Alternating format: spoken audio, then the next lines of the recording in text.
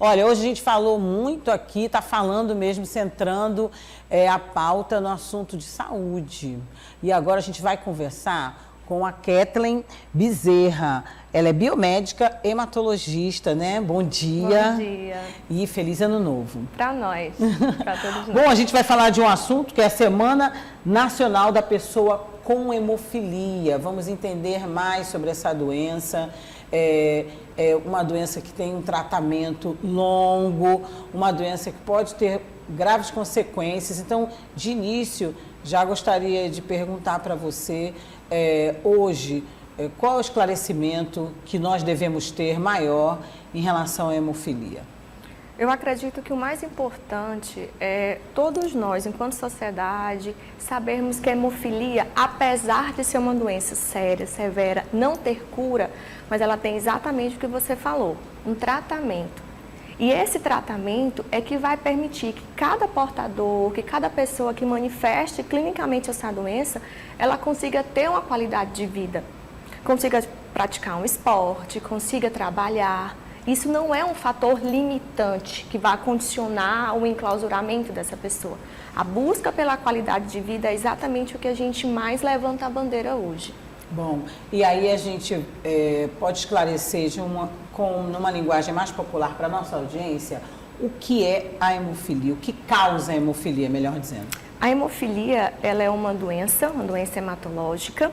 A gente, no nosso sangue, tá? A gente precisa ter são várias células e todas essas células têm funções previamente definidas. Quando algumas delas não têm a sua função, seja por um problema de produção, seja um problema de má formação, algo quantitativo ou qualitativo, ou seja, eu não tenho uma quantidade perfeita, ou então eu não tenho qualidade, eu tenho, mas eu não consigo executar a função com eficiência, eu começo a ter patologias.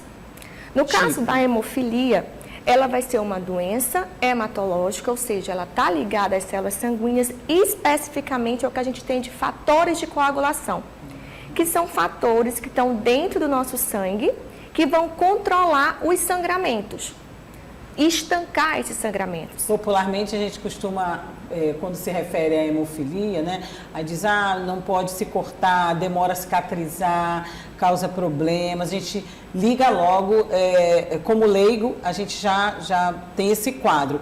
É por aí, né, doutora? Exatamente. Essa necessidade de não estancar no tempo certo, fazer esse estancamento prolongado, a pessoa fica sangrando mais tempo. Né? Ela, às vezes, um trauma pequenininho, um machucado curto, uma extração dentária, algo que para mim, para você vai ser simples, para o paciente que é portador, já vai ter um sangramento por mais tempo, vai sangrar agora, sangra daqui a 3 horas novamente, vai sangrar daqui a 3 dias novamente. Sofrimento, né? Isso, então tem esse incômodo recorrente, né? Esse incômodo repetitivo de sangramento, justamente porque a gente não tem esses fatores que conseguem estancá-lo, que conseguem fazer o processo de coagulação. Então, essa pessoa, identificado que ela é portador de hemofilia, ela já tem que iniciar o tratamento, já que não tem a cura. Isso. Lhe pergunto, hoje várias doenças, elas são já detectadas no nascer, né? A gente tem o teste do pezinho, o teste da orelhinha. Com o hemofílico, no caso da hemofilia, melhor dizendo, também pode ser detectada logo no início da vida? Ela é uma doença congênita, tá? Você já nasce com ela. Em contrapartida, a gente não tem um exame como o teste do pezinho que vai dizer assim, o meu filho, ele é portador. A mãe vai perceber, o pai vai perceber, a família vai perceber alguns sintomas clínicos, tá? Sim. E em meio a esses sintomas clínicos, às vezes ela que está caminhando. Vamos torcer para que a gente consiga observar isso no início de vida. Então, ele está engatinhando, está aprendendo a engatinhar. Escorrega, produziu um hematoma, ficou roxa a perninha dele. Sim. Mas aí esse roxo vai passar. No paciente doente, no neném doente, isso não vai acontecer. Esse roxo vai aumentar, ele vai ficar por mais tempo. A mãe vai conseguir perceber que esse roxinho, esse hematoma vai ser recorrente. Os dentinhos começam a nascer, começa a ter aquele incômodo, um machucado bobo que vai acontecer quando ele estiver na escola. Então, isso tudo vão ser alertas, né, que a família vai ter que ficar observando para poder verificar e procurar ajuda médica imediata. Certo. Mas então, um exame, assim não como... existe ainda um exame, não. ainda não foi descoberto um exame. Para esse diagnóstico Certo. precoce, nós temos exames que diagnosticam sim a hemofilia, qual tipo de hemofilia, que faz o acompanhamento dessa hemofilia do tratamento, a gente tem. Exemplo, eu tenho, vamos dizer, depois de uma certa idade a pessoa nota esses sinais. Isso. Que está custando a cicatrizar, coagular, enfim. Aí já existe um exame que pode detectar. Exatamente. Independente da idade, adolescente, criança, notou, fez o exame e detectou, é isso? Exatamente, exatamente. Geralmente, a gente, quando você não tem uma hemofilia grave, né, que você não consegue verificar na infância esses machucados, que acaba que essa hemofilia causa esses sangramentos, mas não é só um sangramento que a gente vê, pode ser um sangramento interno. Pode ser um sangramento muscular, um sangramento articular, que é justamente esses sangramentos que mais incomodam, que são mais graves. Entendi. Então, na primeira infância, principalmente seria maravilhoso a gente conseguisse identificar, de acordo com a medicina, entre o 3º e o 4º mês de vida. Sim. Mas na classificação da doença, a gente divide ela até os 3 anos. 1 ano até 3 anos e depois de 3 anos. Então, são momentos em que são cruciais no crescimento, onde a gente consegue identificar o joelho mais inchado, a criança não consegue fazer esses movimentos, mexer os 2 bracinhos ao mesmo tempo. Então, essas circunstâncias são alertas. Boas dicas, boas orientações para despertar para o gatilho, né? Isso. Se com o tempo a gente não observa isso, mas aí fica o adolescente, começa a cair, começa a ter uma atividade física mais intensa, começa a ver que exatamente isso, vai fazer uma cirurgia. Então, ocasionalmente, percebe-se que, oxe, eu fiz uma extração dentária e está demorando, o dentista está lá na frente, o cirurgião, e começa, não, esse paciente tem algo errado, eu não estou conseguindo estancar esse sangramento, tem algo errado com ele. Então, geralmente são alertas. E por então, isso... dá para identificar logo, né, doutora? Dá para observar, porque é uma questão muito recorrente, você se machucar, se bater, uma criança mesmo, como a senhora falou, a criança tem um hematoma e está demorando, então dá para identificar. Qual é a qualidade de vida do hemofílico, da pessoa portadora de hemofilia? Eu acompanhei muito uma entidade que tinha, que acho que ainda existe, né, uma associação, enfim, que reúne pessoas portadoras de hemofilia e sempre apresentaram muitos problemas, muitas reivindicações. Como é que está a situação hoje da pessoa portadora de hemofilia no nosso estado, no nosso país?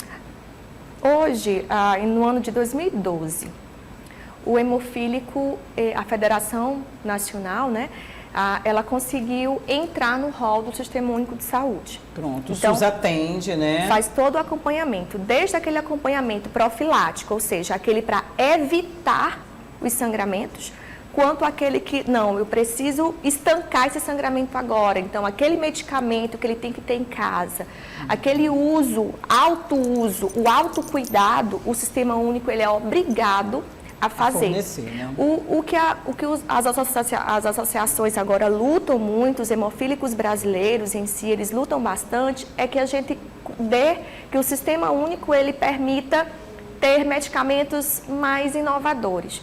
Porque mais o tratamento... modernos, né? As novas descobertas, porque Exatamente. a ciência está o tempo todo produzindo novas pesquisas, descobertas, novas medicações, né? Então, a busca deles nesse cenário atual é isso. isso. É essa. Porque o tratamento ele é intravenoso, na maioria das vezes. Hoje, você não precisa mais ir direto ao hemocentro para fazer o tratamento. Você pode ter o medicamento, com o treinamento específico, você faz a autoaplicação, em casa, ou o familiar faz a autoaplicação. Ótimo. Mas a gente tem medicamentos mais inovadores, a gente tem aplicação subcutânea. E é claro que os custos devem ser mais altos, né? Então, para isso, o SUS tem que dar essa cobertura, isso, né? E tem essa qualidade, né? Porque você não precisa usar tanto. Hoje em dia, você usa 3, 4 vezes por dia. Pronto. Ou então faz intervenção 3, 4 vezes por semana, dependendo da gravidade da hemofilia. Porque tem os níveis, isso que eu ia lhe perguntar, né? Tem os níveis e aí, antigamente, como a doutora falou, o hemofílico e a hemofílica tinha que ir direto lá no hemocentro para fazer o tratamento. Agora já tem né, o tratamento que você mesmo pode fazer em casa, né? O autotratamento, né, doutora? Então, agora, quais são as fases? Porque é muito incômodo realmente, é muito sofrível. Então, para que a gente não assuste você que está em casa, nem todo hemofílico, nem todo portador de hemofilia tem tudo isso que a gente está dizendo aqui. Então, a senhora podia especificar para a gente as fases? A gente tem 2 tipos de hemofilias. Certo. A hemofilia A e a hemofilia B. Cada uma delas abraça um fator específico, esse fator de coagulação que eu falei no início da nossa conversa. Porque quando eu falo de coagulação, a gente fala literalmente de uma cascata. É um puxando o outro. Ativa um porque a gente está biologicamente capaz. Se teve um machucado, tem um sangramento, vai lá um fator, ativa o outro e começa a ter essa cascata. E nisso eu tenho fatores da A, um fator da A e um fator da B. Se tiver uma deficiência numérica do 8, eu tenho a A. E se for uma deficiência do fator 9, que é outro fator, eu tenho da B. Em meio a eles dois, eu consigo classificar ela em 3. Ela pode ser leve, moderada ou grave. Certo. Então, se eu tiver uma leve, ok, ela vai ter mais fatores de coagulação, porém abaixo do esperado. Ela vai ter até 50%. A gente espera que nós tenhamos de 50 a 200. Se eu tiver moderada, ela vai ter uma referência mediana e uma grave, que é essa da infância, que a gente começa a ver essa relutância, esse comprometimento articular, o joelhinho, o cotovelo, a bacia, né? Começa a incomodar. Incomoda mais. Né? Isso. Então, essas 3 classificações. Geralmente, o jovem, o adulto, quando vem identificar isso, ele está com a hemofilia considerada leve, e aí a gente consegue ter apenas, tratar apenas pontualmente. Ele se machucou, ele vai fazer uma cirurgia, vamos observar. Certo, é só em determinados, né? Isso. Casos. Bom, e de uma forma geral hoje, nosso estado, tanto em privado como rede pública, está bem aparelhado, está fornecendo, está atendendo bem o Hemocentro daqui, nosso Hemop, ele tem um atendimento multidisciplinar. E isso é muito importante para o portador, porque não é só tomar o medicamento, mas é evitar crises depressivas, é mostrar para aquele paciente que ele é um paciente igual a mim, igual a você, normal. Ele precisa ser tratado. E o Hemocentro hoje, ele abraçou completamente essa habilidade SUS no intuito de um tratamento multidisciplinar, todo esse acompanhamento farmacológico, acompanhamento terapêutico, né? Hoje, salvo me engano, nós temos quase 300 pacientes diagnosticados e acompanhados entre hemofilia A e hemofilia B dentro dessa classificação. É um número alto, considerado em nível de país? Para mim é alto, né? É um número alto. O Brasil hoje, ele ocupa o 4º, né, em ranking de coagulopatias. Na hemofilia, a gente está em 2º lugar. Né, em números. É uma doença rara, é 1 em 10 mil. Isso, não é para todo mundo achar que porque teve um... Não, vamos lembrar de outras condições. A diabetes está aí também, né, que é um alerta, que são sintomas parecidos. Principalmente na nossa fase adulta, fase senil, né, a do idoso, são alertas. Não é que, estou sangrando demais, são alertas. Às vezes acontece, né, também, de não estancar, de não... Mas tem que ficar de olho. Exatamente. Bem, doutora, eu queria então... só que nesse dia, que é um dia especial, né, um dia que a gente faz essa deferência, falasse também, para finalizar, ainda tem esse tempinho, né, de fazer essa pergunta, ótimo, Lorena, tem que controlar, porque eu converso demais. Bom, porque é sempre bom a gente saber desses detalhes em relação ao preconceito. Já teve, no passado, assim como diabético, câncer, AIDS, um preconceito maior. Mas hoje, ainda, às vezes, a gente não encontra o preconceito em relação à doença. Então, eu gostaria que a senhora deixasse aqui também uma observação em relação a isso e para as pessoas que são portadoras de hemofilia, como fazer para ter uma vida mais saudável, né, prolongada, saudável, porque a gente tem que conviver com a doença que é adquirida, é um fato, né? É difícil, mas para que essas pessoas tenham uma vida mais saudável? Eu acredito assim, qualquer ponte de preconceito é uma grande ignorância, seja ela qual for a faceta da doença, né? Seja ela qual for, já é uma grande ignorância. No caso dessas doenças hematológicas, da hemofilia, é uma situação muito peculiar, porque você sabe que não vai ter cura, você sabe que é algo que você vai levar para a vida inteira, então já tem essa pressão, essa autopressão, essa autocobrança, a autorrejeição. Então, você encontrar da sociedade um entrave como esse, não faz o menor sentido. Piora as coisas. Principalmente porque ela não tem absolutamente nada a ver com etnia, ela não tem uma idade que ela vai aparecer, ela não tem uma classe social, né, que ela vai aparecer, ela não trabalha com gênero. Eu costumo dizer que doenças hematológicas não escolhem.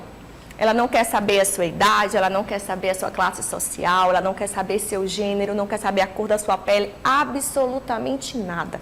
Nós somos completamente iguais nesse quesito. Sim. E se eu sou portador da hemofilia, não quer dizer que eu vou ter a doença, eu tenho que ter um cuidado maior.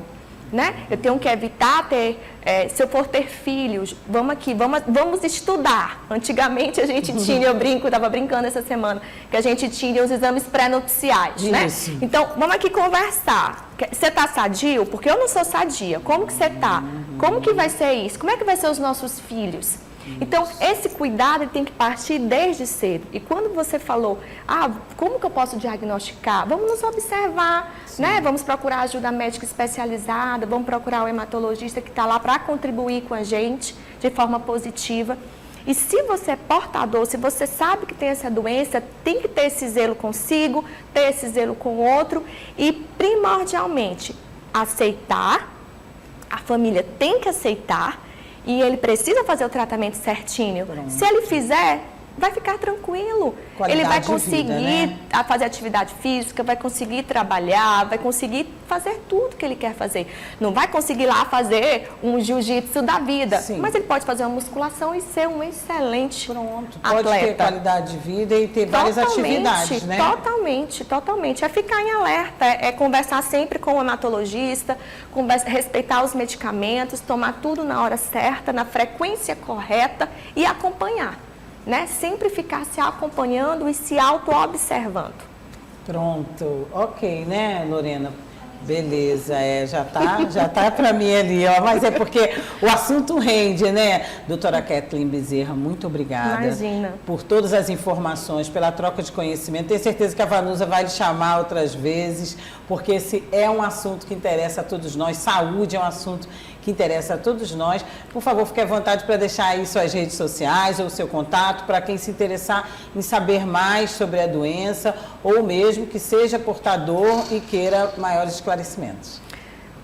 Acredito que a mensagem mais importante é procura ter um hemocentro, se observa, se aceita, a família desde a primeira infância, observar essas crianças, né? Ver se elas estão crescendo direitinho, se esses machucados são alertas, tudo isso é muito importante. Eu me deixo completamente à disposição, acredito primariamente que falar de hematologia, eu sou apaixonada por isso, mas você colocar a ciência nisso, entender que ela é algo que está totalmente à disposição da sociedade e a gente, enquanto profissional de saúde, tem que estar completamente à disposição dessa sociedade para esclarecer de forma empática e científica, né, todas as patologias que abraçam esse mundo que nós temos. Pronto. Muito obrigada mais uma vez. Um feliz ano novo.